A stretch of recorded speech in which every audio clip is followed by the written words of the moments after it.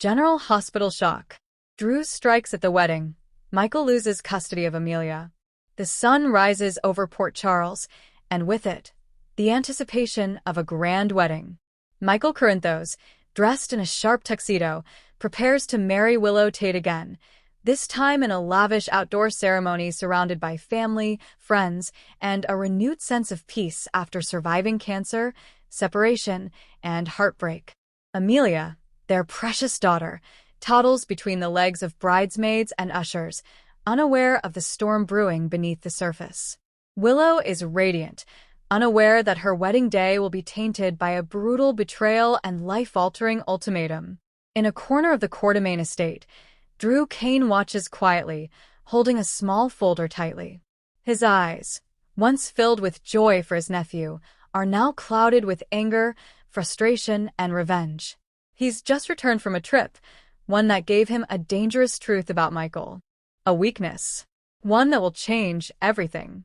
2 days prior, Drew had visited a secure facility in Albany, New York.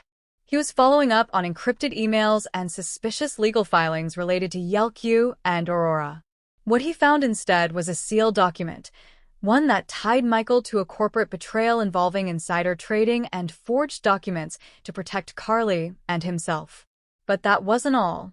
Within the document was a deeper betrayal. Michael had manipulated Amelia's legal guardianship papers, granting himself full custody and blocking any future claims from Drew or even Willow in certain scenarios. It had been buried under legal jargon, but Drew saw it clearly. Michael had weaponized the legal system to ensure he controlled Amelia's future. Anger burned within Drew. Amelia was the daughter of his best friend, the woman he once wanted to love again, Willow.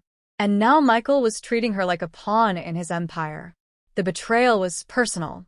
This wasn't just about business. This was about family. Guests fill the white chairs.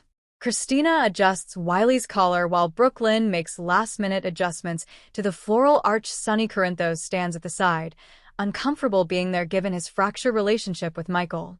Just as the string quartet begins to play and Willow walks down the aisle on Ned's arm, Drew steps back behind a hedge, clutching his folder. He has a choice to make. Destroy Michael now or wait for the right moment. He chooses the latter. Not to protect Michael, but Willow. He needs her to see it with her own eyes. The ceremony begins. Vows are exchanged.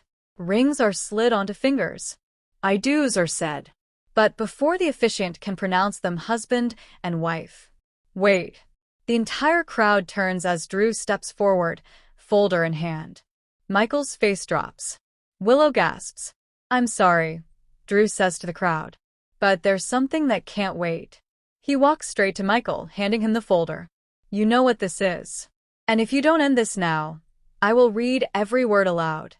Every detail of your manipulation, the corporate crimes, and the guardianship fraud, right here, in front of everyone. Michael's voice is low. Are you serious? Dead serious, Drew whispers back. You either give up custody of Amelia to Willow, or I destroy your life.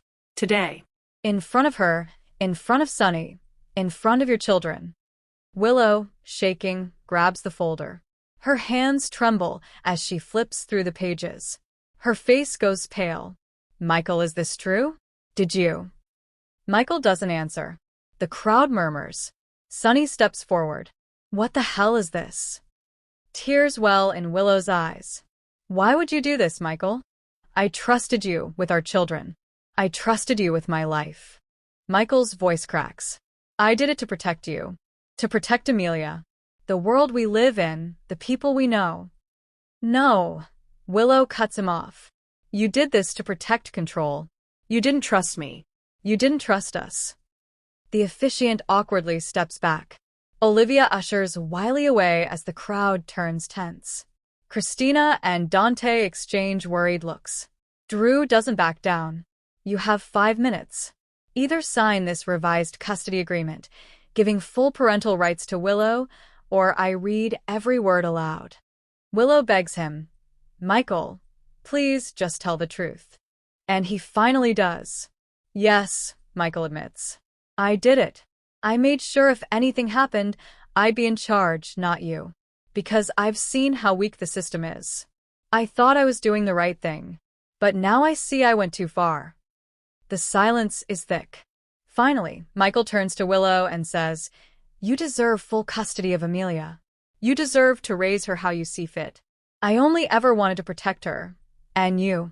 But I forgot that the best way to protect our family is to trust it." He takes the pen Drew hands him and signs the new custody agreement on the altar. There's a collective gasp. Willow covers her mouth. "I can't believe this." "I'm sorry," Michael whispers. "I've made too many mistakes. I thought being a father meant being in control. But real fatherhood, it's about trust." Drew takes the document and walks away without another word. The wedding is off. Guests leave quietly. Sonny puts his hand on Willow's shoulder, offering silent support. Nina watches from afar, knowing this is just another wound in the endless Corinthos family drama. Michael sits alone on a bench as the sunset washes over Port Charles. Willow comes to him. "I don't know what's going to happen between us now." "I know," he says quietly. "But I hope you know. I love you. And I'll never stop loving Amelia." She doesn't respond. She just walks away, cradling her daughter, legally and emotionally hers once and for all. In the following days, Drew files the custody document with the court, making Willow Amelia's sole legal guardian. Carly is furious with Drew. "You just blew up everything," she says. "No," Drew replies. "Michael did." Meanwhile, Sonny surprises everyone by offering support to Willow. "I've made mistakes too," he tells her. "But I'll stand by you. And Amelia. Always." Michael, now living in the gatehouse alone, starts therapy on Diane's advice and begins to examine the roots of his need for control. His relationship with Willow remains strained, but he still gets visitation rights, slowly working to regain her trust. Weeks later, Willow watches Amelia play in the yard. Drew stops by for a visit. They sit together in silence, watching the little girl laugh. "Thank you," she says. Drew nods. "She's lucky to have you." Willow turns to him. "So am I." And as Amelia runs toward them, arms wide, the sun shines brighter over a new beginning, for Willow, for Drew, and for a little girl who will grow up in a home built not on control, but trust.